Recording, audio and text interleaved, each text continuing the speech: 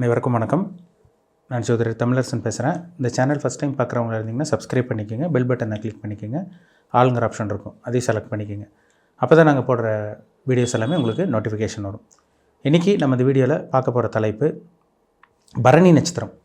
பரணி நட்சத்திரத்தை பற்றி பார்க்க போகிறோம். பரணி நட்சத்திரக்காரங்களுக்கு வந்து பார்த்திங்கன்னா ராகு திசை வரும். சரிங்களா? 30 வயசுக்கு மேலே, ஒரு சில பேருக்கு 40 வயசுக்கு மேலே ராகு திசை வரும். அந்த ராகு திசை உங்களுக்கு என்ன பண்ணும்? உங்களுக்கு நல்லது பண்ணுமா? உங்களுக்கு கோடீஸ்வரன் ஆக்குமா? இல்லை நடு ரோட்டு கொண்டு வருமா? இல்லை ஆளே இல்லாமல் பண்ணுமா? பிரச்சனையில் போய் மாட்டுவீங்களா? எல்லாமே இந்த வீடியோவில் நம்ம தெளிவாக பார்க்க போகிறோம். பரணி பொதுவாகவே வந்து பார்த்திங்கன்னா பரணி நட்சத்திரக்காரங்க கலகலன்னு இருப்பாங்க. நிறைய வீடியோவில் சொல்லியிருக்கேன். கலகலன்னு இருப்பாங்க, சிரிச்ச முகம் கொண்டவங்களாக இருப்பாங்க, அடுத்தவங்களை சந்தோஷப்படுத்த நினைப்பாங்க, இல்லாதவங்களுக்கு கொடுத்து உதவி செய்வாங்க, சுற்றுலா ஸ்தலங்கள் போகணுன்னு நினைப்பாங்க, அடிக்கடி வெளியே ட்ராவல் பண்ணணும்னு நினைப்பாங்க, ஜாலியாக இருக்கணும்னு நினைப்பாங்க. அது வந்து மேஷ ராசியில் இருக்குது. சரிங்களா? மேஷங்கிறது வந்து பார்த்திங்கன்னா 3 நட்சத்திரம் வரும்: அஸ்வினி, பரணி, கார்த்திகை. இது மேஷராசி வந்து பார்த்திங்கன்னா பொதுவாகவே கோவக்காரங்க, பிடிவாதக்காரங்களாக இருப்பாங்க. இது கொஞ்சம் அப்படி பரணி நட்சத்திரம் கொஞ்சம் அதில் கொஞ்சம் கலந்துருக்கும். கொஞ்சம் சிரிச்ச முகமாக இருப்பாங்க, அடுத்தவங்களை சிரிக்க வைக்க ட்ரை பண்ணுவாங்க, இல்லாதவங்களுக்கு கொடுத்த உதவி செய்கிறதுலலாம் பரணி நட்சத்திரக்காரங்க ரொம்ப நல்ல ஒரு நட்சத்திரம்னு சொல்லலாம். நல்ல ஒரு குணம் கொண்டவங்களாக இருப்பாங்க. இப்போ பரணி நட்சத்திரம் வந்து பார்த்திங்கன்னா பிறக்கும் போது உங்களுக்கு சுக்கிர திசை நடந்துடும். அதுக்கப்புறம் வந்து பார்த்திங்கன்னா உங்களுக்கு சூரிய திசை 6 வருஷம், சந்திர திசை 10 வருஷம், செவ்வாய் திசை 7 வருஷம், 33-40 வயசு, 33க்கு மேலே உங்களுக்கு ராகு திசை ஸ்டார்ட் ஆயிரும். ஒரு சில பேருக்கு 40க்கு மேலே ஸ்டார்ட் ஆகும். அது என்ன நட்சத்திர பாதத்தில் பிறந்தீங்களோ அதுக்கு தகுந்த மாதிரி. இதே பரணி நட்சத்திரம் ஸ்டார்டிங்லேயே பிறந்துட்டிங்கன்னா உங்களுக்கு 40 வயசுக்கு மேலே தான் உங்களுக்கு ராகு திசை வரும். இப்போ உங்களுக்கு 33-34 வயசுக்கு மேலே வரக்கூடிய இந்த ராகு திசை எப்படி இருக்குன்னு பார்க்கலாம். சரிங்களா? பொதுவாகவே ராகு வந்து பாருங்கள் இருள் கிரகம், இருட்டான கிரகம். பிரம்மாண்டத்துக்கு உண்டான கிரகம் ராகு தான். ஆசை தூண்ட வைக்கிற கிரகம் ராகு தான். வெளிநாட்டுக்கு உண்டான கிரகமே ராகு தான். அந்நிய பிளானட் சொல்லுவாங்க, அந்நிய கிரகங்கள்னு சொல்லுவாங்க ராகு கேது. அது ராகு வந்து பார்த்திங்கன்னா பாம்பினுடைய தலைப்பகுதி, திருப்திப்படுத்த முடியாத கிரகங்க ராகு. ஒரு இடத்துல ராகு இருந்துச்சுன்னா பாருங்கள், 12 கட்டத்தில் எல்லாத்துக்கும் ஏதோ ஒரு இடத்துல ராகு இருக்கும். 12 கட்டத்தில் ஏதோ ஒரு இடத்துல ராகு இருந்துச்சுன்னா அந்த இடத்த திருப்திப்படுத்த முடியாது. ராகு இன்னும் வேணும் கேட்கும். ஏன்னா பாம்பினுடைய தலைப்பகுதி அது. ராகுக்கு வந்து உடல் கிடையாது, பாம்பினுடைய தலைப்பகுதி தான் ராகு. அப்புறம் வந்து பார்த்திங்கன்னா நிறைய ஆசைப்படுவாங்க. நிறைய ஒரு ஆசை வெளிநாட்டுக்கு போகணும், ஃபாரினில் சம்பாதிக்கணும், நல்லா வீடு வாங்கணும், செட்டில் ஆகணும்லாம் ஆசைப்படுவாங்க ஒரு சில பேர். கரெக்டாக பார்த்தா அந்த ராகு திசையில் அவங்க கிளிக் ஆகிரும். அவங்களுக்கு ஆசைப்படுறவங்களுக்குலாம் எல்லாமே நடந்துடாது, எல்லாத்துக்கும் அமையிறது கிடையாது. கர்மான்னு ஒன்று இருக்குது. சரிங்களா? நம்மளுக்கு என்ன நடக்குமோ, என்ன அமையுமோ அந்தந்த காலகட்டங்களில் அது அமையும். இப்போ வருங்க பரணி நட்சத்திரக்காரங்களுக்கு அந்த ராகு திசை வந்து பார்த்திங்கன்னா ஒரு சில பேர் கோடீஸ்வரன் ஆகிடுறாங்க 33-34 வயசுக்கு மேலெல்லாம். ஒரு சில பேர் 40 வயசில் ஆகுறாங்க. அது நட்சத்திர பாதம் பொறுத்து. அஸ்வினி நட்சத்திரம், பரணி, கார்த்திகை, இது 3 நட்சத்திரக்காரங்களுக்கு ராகு திசை வரும். அது இந்த பரணி நட்சத்திரக்காரங்களுக்கு டெஃபினட்டாக 30 வயசுக்கு மேலே ராகு திசை வந்துடும். நீங்கள் ஆரம்ப பகுதியில் பிறந்தீங்கன்னா உங்களுக்கு 40 வயசுக்கு மேலே தான் ராகு திசை வரும். நடுப்பகுதியில் 2ஆம் பாதம் 3ஆம் பாதத்தில் பிறந்தீங்கன்னா 30 வயசில் ராகு திசை ஸ்டார்ட் ஆயிரும். அப்போ ராகு வந்து ஒரு முக்கியமான கிரகங்க. ஒரு மனுஷனை வாழ வைக்கிறதும் வீழ வைக்கிறதும் இந்த ராகு திசையில் தான்.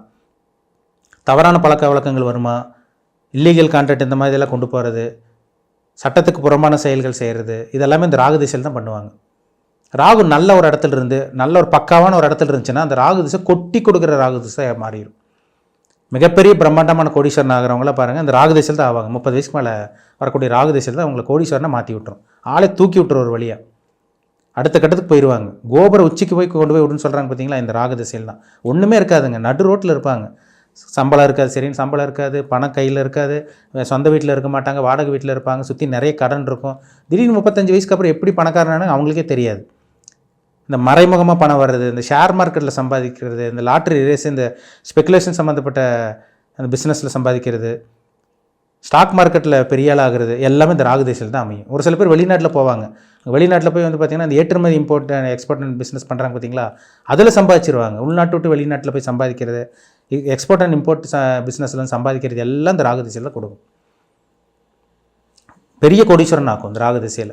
யாருக்குன்னு பார்த்தா நீங்கள் லக்னத்துக்கு 3, 6, 10, 11ஆம் இடத்துல ராகு இருக்கணும். 2ஆம் இடத்துல கூட ராகு இருக்கலாம், தப்பு இல்லை. ஆனால் சுபகிரக சேர்க்கை இருக்கணும். ராகுக்கு வந்து இல்லாத இடம் வந்து பார்த்திங்கன்னா எங்கே இருக்கக்கூடாதுன்னா, ராகு வந்து பார்த்திங்கன்னா 8ஆம் இடத்துலலாம் பாவகிரகத்தோடு இருக்கக்கூடாது. 7ஆம் இடத்துல ராகு இருக்கக்கூடாது. திருமண வாழ்க்கை கெடுக்கும், கணவன் மனைவிகளில் பிரிவினை வரும். 8ஆம் இடத்துல இருந்தால் கண்டங்களை கொடுக்கும், ஆயில் கண்டத்தை கொடுத்துரும். 9ஆம் இடத்துல இருந்தால் கூட சுபகிரக சேர்க்கை இருந்தால் நல்லது, இல்லைன்னா தந்தை பிரித்து வைக்கும், அதிர்ஷ்டம் கிடைக்காமல் போகும். 10ல் தனிச்சிருக்கிற ராகு கண்டிப்பாக தொழிலை கெடுக்கும்.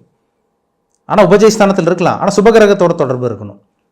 லக்னத்துக்கு 3, 6, 10, 11ஆம் இடத்துல ராகு இருந்து தசை நடத்திருச்சுன்னா 30-40 வயசுக்கு மேலே பரணி நட்சத்திரக்காரங்களோட வாழ்க்கை தலைகீழாக மாறுங்க. அது கண்டிப்பாக நடக்கும். ஒரு சில பேருக்குலாம் உங்களால் உணர முடியும். ஒரு சில பேர் பார்த்துட்ருக்கீங்க. பரணி நட்சத்திரக்காரங்களோட லைஃப் நீங்கள் நல்லா போயிட்டுருக்கிறவங்களுக்கு தெரியுது. கண்டிப்பாக அந்த வாழ்க்கை நிச்சயமாக இந்த ராகு திசையில் தான் உங்களுக்கு அமைச்சு கொடுக்கும். அதில் சந்தேகமே கிடையாது. ஏன்னா உங்களுக்கு வரக்கூடிய திசையே மிகப்பெரிய திசையே இந்த ராகு திசை தான். அது முக்கியமாக இந்த நடுத்தர வயதில் வருது பாருங்கள், 30-40 வயசுக்கு மேலே. அதுதாங்க ஒரு முக்கியமான விஷயம்னு சொல்லலாம். 3ஆம் இடம், 6ஆம் இடம், 10ஆம் இடம், 11ஆம் இடத்துல சுபகிரக சம்மந்தப்பட்டுச்சுன்னா அந்த ராகு திசை மிகப்பெரிய செல்வந்தரனை மாற்றி விட்டுரும். ராகுக்கு 2ஆம் இடத்துலலாம் இருந்து பாவகிரக சம்மந்தப்பட்டு இப்போ 2ல் ராகு சனியோடலாம் இருந்துட்டாருன்னு வைங்க, குடும்ப வாழ்க்கை அவுட் ஆயிரும். வாழ்க்கையை இந்த 18 வருஷம் நரகமாக போயிடும். 4ஆம் இடத்துல ராகு இருந்தால் அம்மாவோட ஆரோக்கியத்தை கெடுக்கும். அதே 4ஆம் இடத்துல இருக்கிற ராகு வந்து பார்த்திங்கன்னா உங்களுக்கு சுபகிரக சம்மந்தப்பட்டுச்சுன்னா நல்ல ஒரு லக்ஸுரியான கார், வீடு வாகனம் வந்து வாங்கிட்டே இருப்பாங்க. ஒரு சில பேரை பாருங்கள் 2 வீடு 3 வீடு வச்சுருக்கேன், 3-4 வாகனம் வச்சுருக்கேன்னு சொல்கிறாங்க பார்த்தீங்களா. அந்த ராகு திசை தான் உங்களுக்கு நடக்கும். அப்படி இருக்கவங்க தான் அங்கே காரு பங்களான்னு செட்டில் ஆக முடியும். 5ஆம் இடத்துல ராகு இருந்தால் கூட சுபகிரக சம்மந்தப்பட்ட குரு சுக்கிரன் சம்மந்தப்பட்ட குழந்தைகளுக்கு நல்லது. இல்லைன்னா 5ல் ராகு இருக்கிறவங்களுக்கெல்லாம் பார்த்திங்கன்னா நிறைய பிரச்சனை வரும். மைண்டு கெட்டு போகும், குழந்தைகளோட ஆரோக்கியம் கெட்டு போகும், குழந்தைகள் விட்டு பிரிகிற மாதிரி வரும். இதெல்லாம் அந்த ராகு திசையில் தான் நடக்கும். 6ல் ராகு இருக்கலாம். 6ஆம் இடத்துல இருக்கிற ராகு வந்து எதிரி இல்லாமல் பண்ணுவார். அது ஒரு நல்ல ஒரு இடம். எதிர்ப்புகள் இருக்காது, எதிரி இருக்காது, நிறைய ஒரு நல்ல ஒரு அமைப்பாக இருக்குன்னு சொல்லலாம். சரிங்களா. 12ஆம் இடத்துல இருக்கிற ராகு வந்து பார்த்திங்கன்னா ஒரு சில பேருக்கு வெளிநாட்டு பிரயாணம் இந்த மாதிரி விஷயங்களை ஏற்படுத்துது. இல்லை பங்குச்சந்தை, இந்த லாட்ரி சூதாட்டத்தில் வந்து பார்த்திங்கன்னா ஒரு மறைமுக தனலாபம் கொடுக்கறது எல்லாமே இந்த 12ல் இருக்கிற ராகு தான். இந்த மாதிரி நிறைய சொல்லாங்க. ராகு திசை வந்து எந்தெந்த இடத்துல ராகு இருக்கோ அதுக்கு தகுந்த மாதிரி பலன்களை வாரி வழங்கும். அதுவும் அந்த பரணி நட்சத்திரக்காரங்களுக்கு வந்து பார்த்திங்கன்னா இந்த முக்கியமாக இந்த ராகு திசைன்னு சொல்லிடலாங்க. சரிங்களா. இதில் தான் ஒரு சில பேர் செட்டில் ஆகுறீங்க. 30 வயசு 40 வயசுக்கு மேலே தான் ஒரு சில பேர் லைஃபே பார்க்குறீங்க. நல்ல வாழ்க்கை உங்களுக்கு அமையுது. அதுக்கு முன்னாடி ஒரு சில பேருக்கு நல்ல வாழ்க்கை அமையிறது கிடையாது. சின்ன வயசுலேருந்தே பிரச்சனை, சின்ன வயசுலேருந்தே போராட்டம், வாழ்க்கையே நரகமான வாழ்க்கையை வாழ்ந்துட்டுருக்கோன்னு சொல்கிறவங்களாம் பாருங்கள், சின்ன வயசில் உங்களுக்கு ராகு திசை நடக்காமல் மற்ற இந்த சுக்கிர திசை, சூரியன், சந்திரன் எல்லாம் உங்களுக்கு ஒன்றுமே பண்ணியிருக்காது. ஒரு சில பேர் சின்ன வயசில் ராகு திசை வரும். ஒரு சில நட்சத்திரக்காரங்களுக்கு அவங்க டெவலப் ஆயிடுவாங்க. ஒரு சில பேர் 30-40 வயசுக்கு மேலே தான் ராகு திசை வருது. அப்போ அவங்க வந்து லேட்டாக தான் டெவலப் ஆகுறாங்க. இது பின்யோக வாழ்க்கைன்னு சொல்லுவாங்க. ஆரம்ப பகுதி 30-35 வயசுக்கு வரை கஷ்டப்பட்டாலுமே 33-35 வயசுக்கு மேலே வரக்கூடிய ராகு திசையில் ஒரு சில பேர் செட்டில் ஆயிடுறாங்க. அந்த 18 வருஷம் வாழ்க்கையை அவங்கள புரட்டி போட்டு வாழ்க்கையை திரும்பி பார்க்க வைக்கும். நம்மளா இப்படி இருந்தோம், கஷ்டப்பட்டோம், ஆனால் இப்போ நல்லா இருக்குமே அப்படிங்கிற சொல்கிறாங்க பார்த்தீங்களா, இந்த ராகு திசையில் தான். ராகு வந்து பிரம்மாண்டத்துக்கு உண்டான கிரகம்.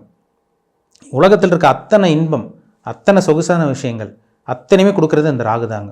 அதனால் உங்கள் ஜாதகத்தில் இந்த ராகு திசை நடக்குதா, உங்கள் வயசு என்னென்னு பாருங்கள். 30 வயசுக்கு மேலே தாண்டிட்டீங்களா? ஏன்னா 30 வயசுக்கு மேலே ராகு திசை வராது.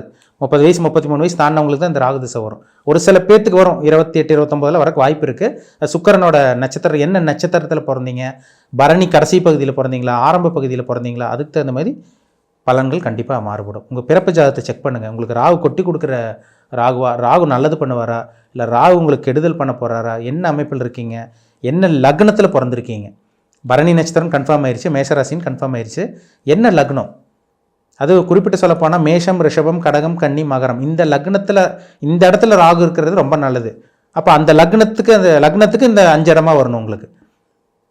மேஷம், ரிஷபம், கடகம், கன்னி, மகரத்தில் வந்து ராகு இருந்து அது வந்து உங்களுக்கு அந்த சொன்ன இடமெல்லாம் உங்களுக்கு 3, 6, 10, 11ஆம் இடத்துல வந்து ராகு திசை நடந்துச்சுன்னா கண்டிப்பாக ராகு உங்களுக்கு நல்லது செஞ்சுட்டு தான் போவார். பிரம்மாண்டமான வாழ்க்கையை, ஒரு திருப்திகரமான வாழ்க்கையை, ஆசைப்பட்டது அத்தனையுமே அனுபவிக்கிறது எல்லாம் இந்த ராகு திசையில் தான் நடக்கும்.